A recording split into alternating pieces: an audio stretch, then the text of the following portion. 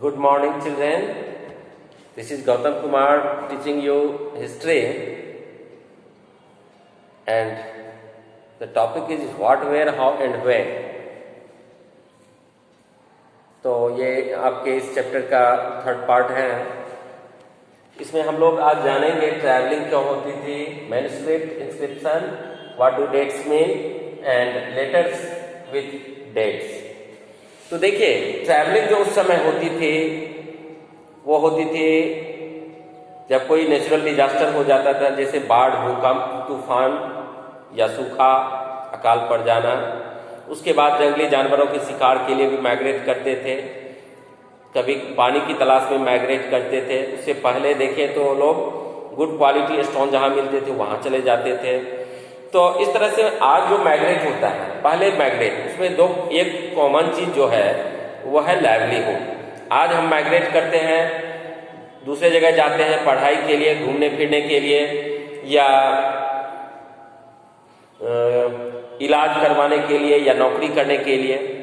तो अब है ट्रैवलिंग का पर्पस समझ गए। उसके बाद है मैन्युस्क्रिप्ट। तो मैन्युस्क्रिप्ट जो है वो हाथ से लिखे जाते थे, इसको पांडुलिपि कहते हैं। तो मैन्युस्क्रिप्ट किस पर लिखे जाते थे? On the bark of the birch tree, भोजपत्र पर भी लिखे जाते थे। तो मैन्युस्क्रिप्ट जो है वो बहुत कलेप्स हो गया, डिस्ट्रॉय हो गया, बर्बाद हो गया, क्योंकि उसको कीड़े मकोड़े खा गए, बहुत सड़ गया, गल गया। लेकिन इंस्क्रिप्शन जो होता है इसमें कुछ नहीं, ये सॉलिड सरफेस पर लिखे जाते हैं, इसलिए इंस्क्रिप्शन जो होता है वो कई हजार सालों तक उसमें कुछ नहीं होता है। जैसे अशोक के अभिलेख, आप 14 शिलालेख जानते हैं। तो इंस्क्रिप्शन शिलालेख, शिला मतलब हुआ पत्थर, उस पर जो लिखे जाते थे वो लेख हुआ, जो लेख लिखे जाते थे शिलालेख। जैसे अशोक ने अपने आदेश और अपने संदेश वो शिलाओं पर लिखवाया था, उसको हम लोग शिलालेख के रूप में जानते हैं। तो यही अंतर है मैन्युस्क्रिप्ट और इंस्क्रिप्शन में, कि manuscripts were written on the bark of the birch trees, while inscriptions were written on hard surfaces such as stone, pillars and copper plates। ठीक है। अब है तो historians, that is a scholar who study the past often use the word source to refer to the information। उसको source चाहिए तभी तो इतिहास लिखा जाएगा।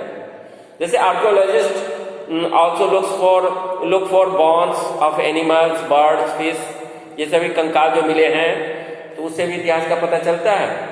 तो once sources are found, जब एक बार सुराग मिल जाता है, इतिहासकार को सोर्स मिल जाता है, तो learning about the past becomes adventurous. वो क्या होता है? रोमांचक हो जाता है, as we reconstruct it. So historians and archaeologist are like detectives who use all these sources like clue to find out about our past। अब है, did you notice the title of this book our past? इसमें s लगा हुआ है। इसका ये अर्थ हुआ कि we have used the word past in plural to draw attention to the fact that the past was different for different groups of people। कई राजाओं के बारे में हम जानते हैं, कई पुजारियों के बारे में जानते हैं, समझते हैं, कई साम्राज्य के बारे में जानते हैं। ठीक है। तो also as is true even today, आज भी ये सत्य है कि पीपल फॉलो डिफरेंट प्रैक्टिसेज। आप देखते हैं कि केरल की कला, भाषा, तमिलनाडु की संस्कृति, हर राज्य की अलग संस्कृति है, अलग भाषा है, अलग पहनावा है, अलग तरह की खान पान है, अलग तरह का कल्चर, धर्म अलग अलग है, फिर भी इंडिया एक है। तो people follow different practices and customs in different parts of the country, इसलिए इसमें एस लगा हुआ है, parts. For example, today most people lived in the Andaman islands get their on food. वो अपना भोजन कैसे करते हैं? हंटिंग से। अभी भी अंडमान निकोबार में शिकार किया जाता है, मछली पकड़े जाते हैं कई राज्यों में। एंड कलेक्टिव फॉरेस्ट प्रोड्यूस, फल फूल कंदमूल स्टोर किया जाता है। आज जंगल जो है, फॉरेस्ट जो है, वो कंकरेंट लिस्ट में आ गया है, यानी इसमें राज्य का अधिकार है और केंद्र का भी अधिकार है। लेकिन जिस समय जंगल पर आदि मानवों का अधिकार होता था, वो फॉरेस्ट फल फूल कंदमूल आदि इकट्ठा करते थे। Besides, there is another kind of difference. We know a great deal about kings and battles they have fought. उन्होंने जो लड़ाइयाँ लड़ी उसके बारे में हम जानते हैं। कौन सी लड़ाई कब लड़ी गई, कहाँ लड़ी गई, क्यों लड़ी गई। Generally, ordinary people such as hunters, fishing folk, gatherers, farmers or herders did not keep records of what they did. तो जो ऑर्डिनरी पीपल थे ना, उस समय वो अपना रिकॉर्ड नहीं लिखवाया। इसके दो रीजन है, they were not interested in doing so and they were not literate, वो पढ़े लिखे नहीं थे। जबकि राजा महाराजा अपना आदेश संदेश, अपनी जीत, अपनी उपाधियां आदि लिखवाते थे।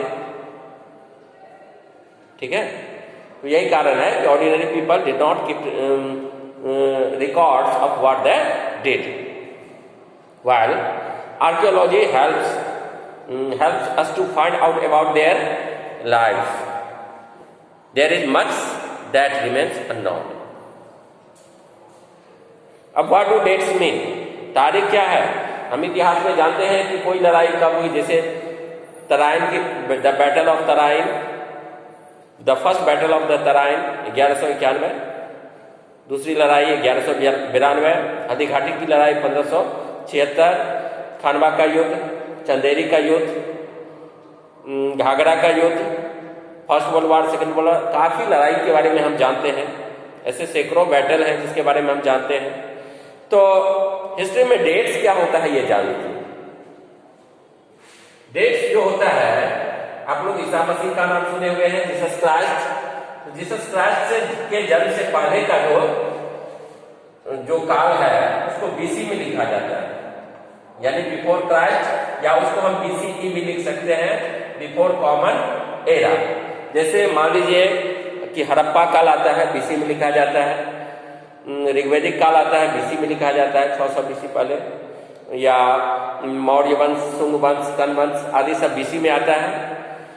तो बीसी का अर्थ हो गया बिफोर क्राइस्ट। और ईसा मसीह यानी जीसस क्राइस्ट के जन्म के बाद का जो समय है, जैसे अभी 2021 चल रहा है, यानी ये जीसस क्राइस्ट के जन्म के 2021 साल बाद का समय चल रहा है, अभी जो ईयर चल रहा है। तो इसको लिखते हैं हम एडी, यानी जन्म के बाद का जो काल है उसको हम एडी लिखते हैं। जैसे 2021 एडी, ये एडी में आता है, एनो डोमिनी। समझ गए? तो these years are counted from the date generally assigned to the birth of Jesus Christ, the founder of Christianity. So 2000 means 2000 years after the birth of Christ. All dates before the birth of Christ are counted backwards and usually have the letters BC, before Christ. In this book, we will refer to the dates going back from the present, using 2000 as our starting point.